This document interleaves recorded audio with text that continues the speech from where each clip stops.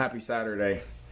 Just got done working out a little bit ago, so I thought I'd throw the video together. Got a lot going on today, just trying to sort out my mind and get back on task and everything. The workout went okay today.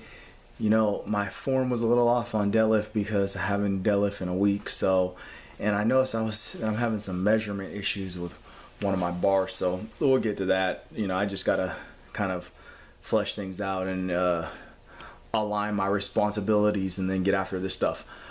But happy to be back doing my deadlifts again. Been riding the last few days, so I was a little gassed out, and then added in a new hamstring movement today as well, so we'll see how that works as far as like using that as a warm-up. You'll see it on the video. But okay, so this is the thing that I was thinking about that was on my mind all last night and all this morning.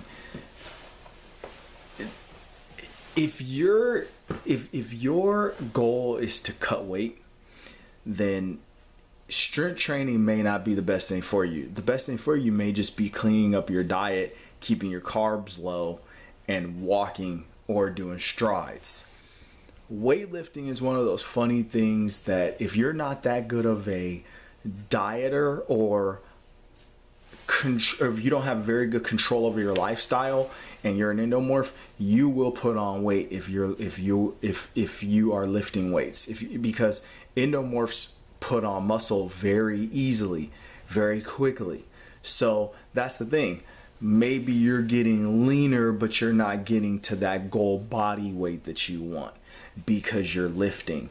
And maybe you can't dial in your calories in such a way where you can still lose mass and size, and still, and get your weight down without building muscle, which is very difficult. So that's one of the things I'm having to come to grips with is I may not be able to get back down to the goal weight that I've been at before, because I have so much more muscle, and my muscle is increasing all of the time because I'm lifting so much. So I may be leaner and more physically, trim and lean to the eye and, physique wise, but I may not have that same, weight number that I had in the past. So as I always say, you have to take the time to learn your own body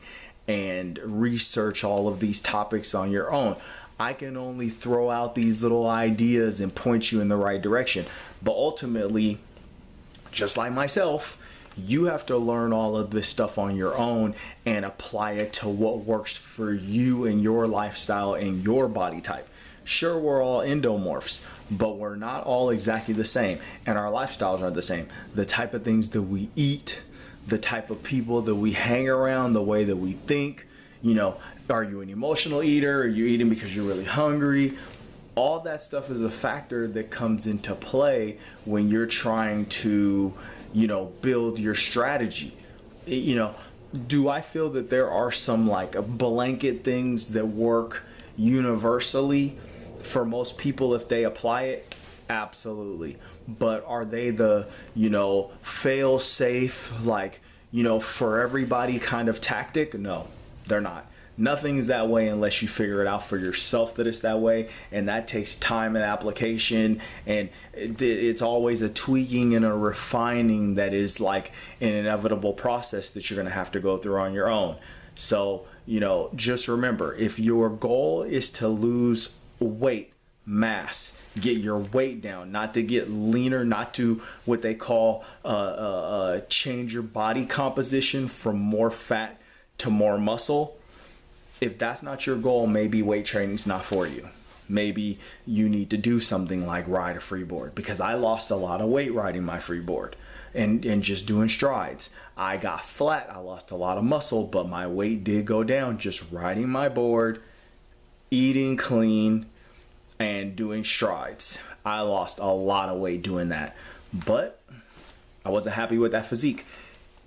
Legs wise I was, but upper body I just wasn't. And now that my legs are a lot stronger, I feel better on my freeboard. Are there a lot of things, the skills that I need to unlock and get back that I lost over the years of taking time off and having little injuries and irritating my existing back injury and whatnot? Yes.